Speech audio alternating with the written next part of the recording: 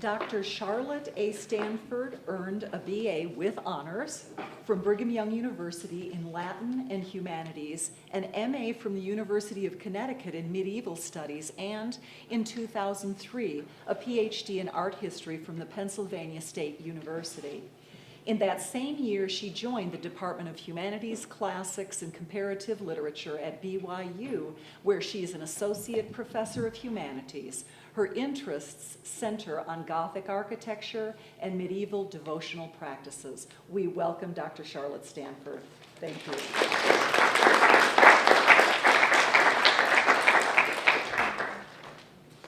Let me make sure the microphone is turned on. Yes, is that clear? All right. I want to make sure you can hear me and see me, and also the lights. So I think I've got it. All right. Lights? Fabulous. Thank you so much. Well, the title is a little bit long. I should have titled it Churches and Church Worship, but that didn't sound quite so imposing. But that's essentially what I'm going to be talking about are churches in the Middle Ages, especially in the 14th and 15th centuries, the time period in which these alabasters were carved. And I'm going to be looking at England particularly, the source of where they were carved. Late medieval churches were pretty amazing centers of artwork. They were filled with color, they were filled with light, they were filled with incense. It was some of the most beautiful places people could go, and a real contrast to the way most people lived. Most people lived in fairly humble circumstances. And to walk into a church and see an altarpiece like this is one of the largest and most elaborate surviving late medieval Gothic altarpieces. It's called the Altarpiece of the Virgin. It's now in Krakow. It has a lot of imagery here. It has the Virgin Mary is the centerpiece, and as she often is for the late medieval period. Mary and Christ were two twin foci, and in fact, Mary sometimes gets a little bit more emphasis because people related to her. She was the mother of the Savior, and if people were a little bit nervous about wrongdoing and not having done well before God, and God could be a little scary the way he was presented sometimes, judging and all. If you asked his mother, what good son could refuse his mother anything? So she was a very popular person for late medieval devotion. And this is a really great example with lots of different panels telling a narrative, a great big central scene, paint, color, also again surrounded by candles over the central altar, and that's not a coincidence. Most churches had more than one altar, but they always had one central main high altar. The altar was where the Eucharist, the sacrifice of the bread and the wine, was celebrated, and this was the central point for medieval religious ceremony, medieval religious church practices. Well, this is what churches did look like. This is what altarpieces were like. Now, this is unfortunately what you're going to see in many English churches. Much plainer. Much plainer. The altar has maybe a little bit of imagery. It has a nice, lace cloth and so on. It's neatly adorned, but it is nowhere near as elaborate. And the altarpiece behind this is a nice reconstruction of a Tudor altarpiece. This is in the center. It's the 10 Commandments from Exodus. We have the Lord's Prayer. We have prayers. It's switched to text. Instead of images, it's the Word of God. It's very Protestant. And this is what happened at the end of the Middle Ages. The images went out, the Word came in. Well, I want to spend a minute talking about why this happened. And it happened thanks to this gentleman here. This is Henry VIII. And he was a monarch of England. He had an incredibly strong desire for a son to succeed him. Most kings are eager to hand on their throne to a son, and Henry was no exception. He was married to the lady in the top right corner. I'm sorry my laser pointer isn't working, but I can gesture. That was Queen Catherine of Aragon. He'd been married to her for several years. It had been a fairly happy marriage. They'd had several children. Unfortunately, their infant son died young, and then Queen Catherine got too old to have any more children, and Henry felt nervous. They had a daughter, but daughters weren't any good. You wanted a son. And then he got infatuated with another young woman at court, Anne Boleyn, far right corner. He wanted to marry Anne. So he went to the Pope to ask for a divorce, and the Pope said, no, you may not divorce your wife. This is not kind, this is not right. You have no reason to do it. Henry said, but I want a son. And the Pope said, it's in a sense, tough luck. And Henry said, well, in that case, I'm going to split off, and I'm no longer going to recognize the authority of the Pope. And this started the Reformation in England, the breaking away from the Pope. It took many more steps before that Protestant conversion was complete, and some rather unpleasant history, but this is the start of it. And Henry gradually started suppressing evidence of the Catholic Church. He had images taken out of the churches for a start, and this is one of the ones that was most commonly removed. If you've been to the exhibition, you may have seen this particular piece. On the left is an alabaster of St. Thomas the Becket, being created Archbishop of Canterbury. Canterbury was the preeminent administrative area of the church, and so the Archbishop was the leading prelate, the leading clergyman in the realm. And Becket had been appointed in the 12th century. He had been a friend of the king at the time, another Henry, Henry II. And it was a political appointment, but Becket gradually came around to support the church, to stand against the king.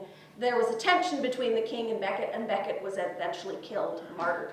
He is a very popular English saint, and his worship center, pilgrimage center at Canterbury, there was a magnificent cathedral there.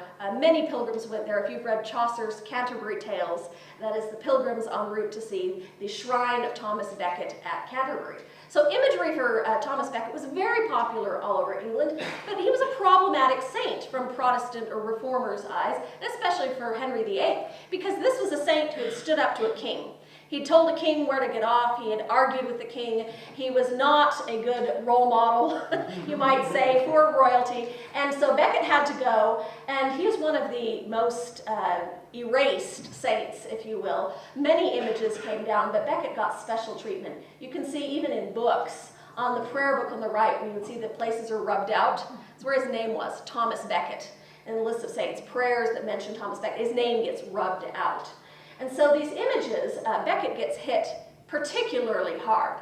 But images start being taken down out of churches, paintings are whitewashed, glass is removed, sculptures are dismantled, and eventually the churches become much more plain. So what I'd like to look at for the rest of this hour together is just how alabasters may have been used. We do have a few surviving post-Reformation alabasters. This is an example of a Tudor-era tomb, later 16th century. We have a nice gentleman and his wife. Alabaster continues to be popular for tomb monuments. It's very beautiful, makes for beautiful effigies. And of course you can paint it and gild it and make it look even more lifelike. But what did it look like back in the day? Well, what did churches look like back in the day? Where were the alabasters? The alabasters come from an area known as the Midlands. The two blue stars in the middle for Staffordshire and Nottinghamshire there are kind of showing some of the heart of the alabaster area. But that was where a lot of the stone was quarried, and local sculptors did work there. But a lot of the sculpture, a lot of the blocks were shipped either north up to York or south to London, because these were the realm's leading mercantile areas. London was the capital, the biggest, busiest city, a lot of trade with the continent. York was the second biggest city up in the north. And York was not so very far from the ocean. It was on navigable rivers. There was a lot of trade with the continent. Now, I know York fairly well. I've been in York for a lot of research and study, so I've decided to focus on York. I have some good images that I'd like to share with you of the churches in York, especially because York, the city, unlike London, which is modernized and urbanized and went through a great big fire in the 17th century where much of its historic architecture burnt down, York still preserves a great amount of its medieval past. So there's a lot to be seen in York. This particular map shows York in 1851, where some things, of course, we're in the 19th century, some things have changed. But you see, there is a wall around the city, still is, a couple of miles of medieval wall, still in situ. And within that wall, there were a number of churches, many churches. It looks like Utah, in fact. You know, you drive or go a couple of blocks and there's another church. They're everywhere, you know. And there were 45 parish churches, like LDS wards in the city of York. Perhaps a couple more, but by the end of the 15th century, there were 45 churches. Today, only 22 survive, but that's still a lot more than in many places. There were also 6 major abbeys or friaries. This is where monks lived, people dedicated who had taken orders, taken vows, and dedicated themselves to the Lord's work. I'm not going to talk as much about the abbeys and the friaries because they were hard hit with Henry VIII. One of his goals was to close down the monasteries, which owed allegiance to the Pope in Rome, and he didn't want competing loyalties, and he felt, along with many of his people, that they really didn't need the abbeys, and they would rather have the land go back into circulation. There is also in York a cathedral, or as they call it, the Minster, as locally as is known. Minster just means extra large, fancy church. In this case, it is a cathedral because it's the seat of a bishop, or to be more precise, an archbishop. It's the second Archbishop of England. There are only 2. There's Canterbury, and then there's York. And York is the one in the north. It's not quite as preeminent as Canterbury, but it still has a very prominent, proud heritage. And the Minster here is particularly beautiful and elaborate.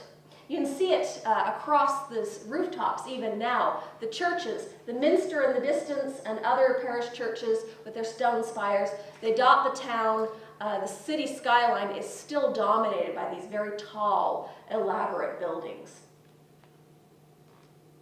So let's take a look at the Minster, a little bit of a visit there. What would you see if you went into a church or a large cathedral like York in the medieval period? Well, when you walked up to the front, you would see these enormous tall towers. The bells were hung there. Bells are very important. Most people didn't own a watch. They needed the church bells to tell them what time it was, when to get up, when to stop for lunch, when to take a break in the evening and kneel for prayers. So the bells had to be high to be heard across the city. You can see the edges of a very important large window. We're going to see some images of windows on the interior in a bit. It was important to have a lot of windows, a lot of light coming in. See a lot of sculpture, a lot of carving. These were not plain buildings. They were dedicated to the glory of God, and they took decades, sometimes centuries, to build and complete. You walked inside, you would see that the space soared up and up. These were taller and more massive and wide than any other buildings of their time. Ordinary houses could not come close. Even kings' castles and palaces didn't usually have interior space this large and grand. Why these pointed arches reaching up with so much space? That was partly to glorify God. Churches were meant to be beautiful because they were the heavenly realm. They were supposed to represent the heavenly Jerusalem on earth. And people wanted to feel this sort of sense of awe-inspired, awestruck, really, when you walked inside a church. Now you have to mentally erase the benches. Medieval churchgoers didn't have benches or seats. They stood or knelt for the entire worship service, which was about an hour and change, except on a holiday when it could last all day. So worship services could be very, very long, and the Minster was designed to pack in crowds of a couple thousand people. Sometimes there would be great celebrations, or a famous saint would have his day, or it would be Easter or Christmas, there would be some significant holy day, or crowds of pilgrims would come as well. It's beautifully carved inside. Not a stone that seems that hasn't been worked. And of course this is all carved by hand. There were no power tools back then. Up at the ceiling, when you looked up and up, you would see these beautiful vaults, often painted and gilded, huge enormous windows. The vaults were often made of stone. This was expensive to cut and carve stones and cement them into place, but it made the churches more fireproof, which is very important when your primary lighting source is candles. And also it allowed for great acoustics for the music, because music was a very important part of church worship as well. And the glass beneath this, these glass windows were enormously expensive. York was a center for glass production, and it's one of the best places in England to go to see medieval glass.